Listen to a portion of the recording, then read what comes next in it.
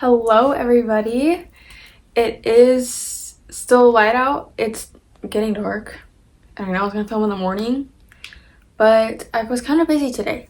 So we're filming now. This lighting isn't that bad though, so I don't mind it. Today I want to talk about false comforts. Is this lopsided? Anyway, I want to talk about false comforts. That's a topic that I know somewhat about because I'm going to be speaking from experience. I don't really want to. False comforts can look like a variety of things. It can be a thing that you do. In my case, it was a person. My false comfort was a person. This is a hard topic for me, okay? But it's okay. I'm talking about it because I care about you and I want you guys to know about this. So yeah, false comforts can look like any kind of thing. It could look like a person, a thing, an action. Any of those things can be a false comfort. So like, for example, people that are alcoholics, they drink to escape their problems, and that would be a false comfort. I can't cover every single one of them. There is so many things that could look like, or so many ways that could look like. And so in my case, like I said, my false comfort was a person. This person was very important to me, and I spent a lot of time with this person. So this relationship that I had with this person kind of got in the middle of my relationship with God, which is what false comforts do. It's what you go to, who you go to, what you do, instead of going to God first. And so these false comforts you can get really, really deep into these false comforts, and it's like not fun at all because half the time you don't even know that you're in it. It took a long time for me to even realize that this person was a false comfort for me. And I say that it's a false comfort because this person wasn't truly giving me what I was looking for. I was settling for this false comfort because the comfort that I was truly looking for was never going to be found in this person. Or even if it wasn't a person, even if it was an action. My comfort that I'm looking for is never ever going to be found in doing a certain thing or anything. It's not going to be found in anything, anyone, any action. It's not going to be found because when we are seeking comfort and we're looking for it in people, actions, things, we are truly, it's a root deep in here that we are looking for is a love and a comfort that only God can give. And so because, we are his creation, we are made to love and we are made to be loved. And so, which ties back to everything is about love. And so, because we are meant to love and meant to be loved, our purpose is love, and ultimately we are looking deeply for God's love, even if we don't even really know that that's what we're looking for. At this time, this relationship was taking all of my energy and all of my attention, and that was very bad because my attention and energy should always go to God fully. And so God should always be my number one and your number one. And so, because God wasn't my number one and I was seeking God's comfort in somebody else, that's why it's called a false comfort, is because it's not a genuine comfort. And these false comforts can be so dangerous. Like I said, drinking is one, smoking, vaping, anything like that. And all these other things too. Like my false comfort being a person too is dangerous also, depending on the situation and like the person. Any false comfort, if it's taken way too deep, it can be really dangerous. And so we should never let it get to that point, like ever. The mystery of why we cling to false comforts is a little more complicated. Like I said, it's a deep root in here, depending on the situation and what you're feeling and why you choose to do these things or go to these people or this action, whatever that looks like for you.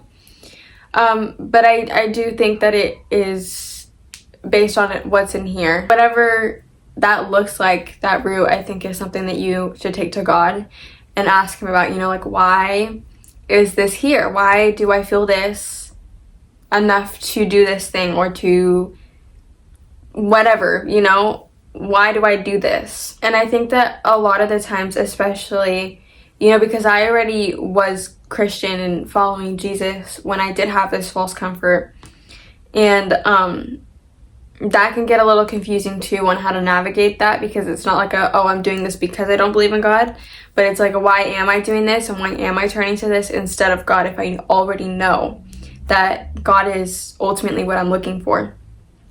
And so I think that God calls us to step out in faith a lot. And sometimes that can look really scary because you don't know what the outcome is or what he's asking or what that ultimate picture looks like, because only he knows that.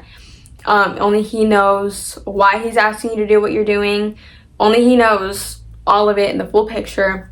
And so sometimes when we don't know that, it gets a little harder to trust. And so I think that that's why we cling to false comforts, because we know what we'll get.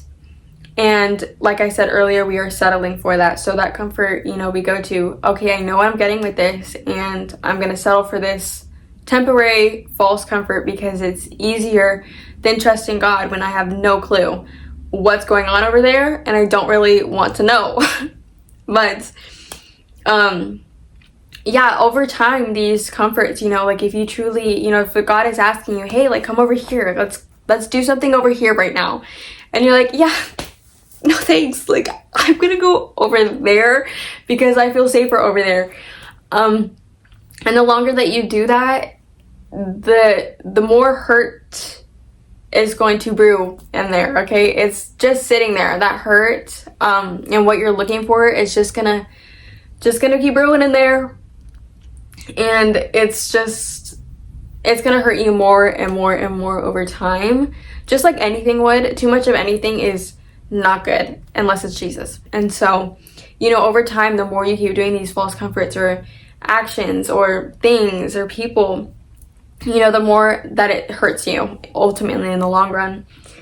And so I think I just want to, remind you that God would never ask you to do anything that's gonna hurt you or to set you up for failure. Everything that he asks of you is for a reason and for a purpose, and he has your best interest at heart. He is the only one that knows you so deeply than anybody ever will. Even like the color that you hate the most or the thing that you like the most, movies, shows, whatever it may be, think of the tiniest thing about yourself. God knows that. And he's like, oh, I care about that. And I would so totally take that into consideration because I love this person so very much with all of my heart. And so, I think it's hard to trust him, but when you think about it like that, it's like, wow, like I really trust you with all of my heart because not only did you make me, but you know me so deeply. Not only that, but then you also died for me. Like, you love me and know me so deeply, and I trust that you have my best interest at heart because all you want is the best for me. He loves you so much and he cares so much about the little things. Like, that's a whole nother episode really, because the little things are so important to him and he loves every little detail about you, And so all these things that you may be worrying about or, are carrying your desires, all of that stuff he cares for, and he takes that into consideration when planning out your life and what he wants to do for you. And so I think, again, it's harder to trust him when, we don't know what the outcome is, but we do know who he is, and who he is a loving father who adores every bit of you. And so, it's like, okay, yeah, I don't know where I'm going or where you're taking me, but I know that you love me and I know that you have my best interest at heart more than anybody ever could. So yeah, I'll trust you. And so it's harder to do it that way because it's like, yeah, now we got to step into this and we have no idea what this is or what this looks like. And I'm just having to hold his hand and walk blindly in the dark. But that is such a better outcome than getting more hurt and deeper rooted in hurt with the false comforts. It's so much more fruitful to walk with God because you have no idea what he's gonna walk you through, and that can be whoa. And that can be looked at from like, geez, like, I don't know where I'm going kind of way. Or it can be like, hey, like, I don't know where I'm going, but this is fun. You don't know what God has for you. And so, like, really stepping out and giving him your yes and be like, yes, I trust you. Yes, I believe you. Let's go. You don't know what he could have for you. Like, those blessings and those gifts and those, you know, amazing opportunities that he could have for you are just waiting. They're just waiting for you to say yes. And I can say that from my own experience too. You know, this is no just shade to this person. I have so much love for this person, okay? I love this person so much with a big chunk of my heart, okay? I think that I will always care about this person so very much. But when God revealed to me that, like, you know, that it wasn't something that he necessarily wanted me to be in. When I, you know, as much as it hurt, that's another thing, it hurts. We'll get back to that in a minute. But as much as it hurt, I can see so clearly why he asked me to do that. And so, like, I don't think at all that I would be here talking to you, and I don't think that I would, you know, be so strong in my faith, and I wouldn't have these opportunities that I have, or be so deeply rooted into him, you know. And I think that, you know, as much as I care about that person, this person wasn't necessarily bringing me towards Jesus, which is ultimately what you want in a relationship, any kind of relationship. And so, because that was not the goal, I was being led away from Jesus. Not in like this person was causing me to sin or anything, but like my focus was not on him, and my attention and my energy was going to this person in this relationship. And so I would not be here, or I would not be, you know, so madly in love with Jesus. Like, I just don't think that I would be here. I think that it would have taken me so much longer, and I think that I would have led astray. Like, my focus was not on Jesus. And so, like, this verse right here, seek first the kingdom of God, and that was not what I was doing. Guilty, okay? I'm flawed, I know, but that wasn't what I was doing. And so, not only was that hurting me, like, that false comfort, as much as I thought that it was, you know, comforting, it wasn't comforting me, and I was just getting hurt repeatedly. I was getting hurt, and because I was getting hurt, I was looking for a comfort that I also looked for in the very thing that hurt me. And I'm just gonna let that sit right there. That was a big thing for me to learn. And so, you know, again, no shade to the person. It's just how things worked out and what happened. But it was no fruit. There was no fruit, and it was not fruitful, and I was just getting hurt repeatedly, and there was just nothing good coming out of it. And as much as I like wanted to stay, which is, you know, my other point before, was like that it hurt. Like, it really hurt, because this was something that I had been brewing in my heart, okay? Like, there was a lot there, and a lot of history, and I didn't want to let go. But yeah, that can hurt, letting go, because it's a connection. You've now made a connection with this thing, with this person, with this action, whatever that may look like. You have now made a connection to it. And so when you cut that off, that's gonna sting a little. It's gonna hurt, because, you know, you've been going to that for that comfort. You know, that was, yeah.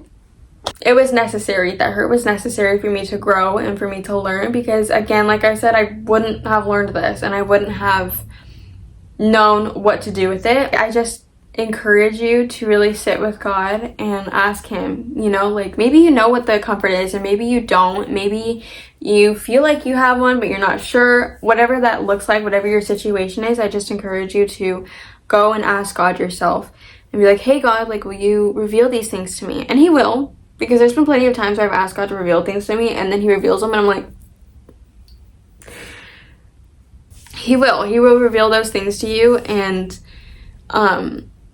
you know, ask him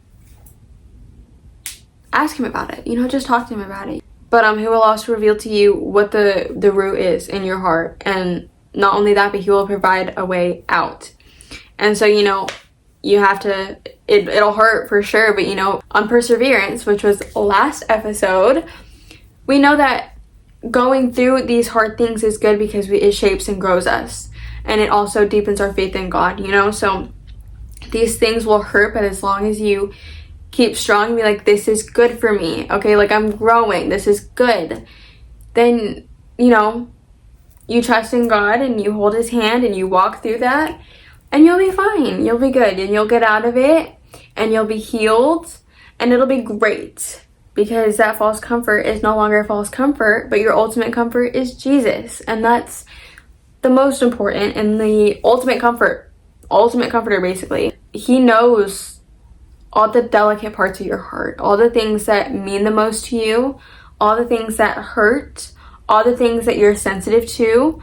He knows every bit of it, and he cares so deeply about each and every single one of those things that when he is comforting you, he knows exactly how to do it, when to do it, what to say, all of that. He knows.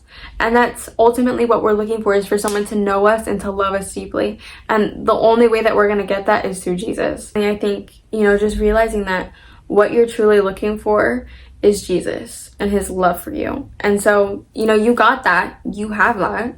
All you got to do is say yes to it. And so, you know, the Bible tells us to die to our flesh.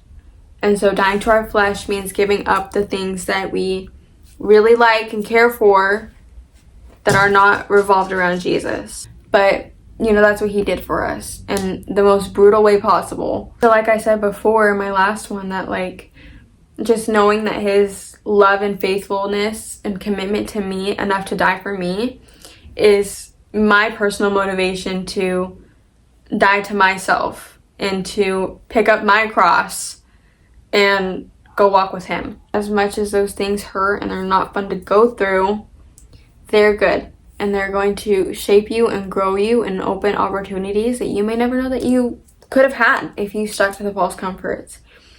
And so, you know, I know from experience that it's hard, especially if, you know, this false comfort has been a part of your life for so long.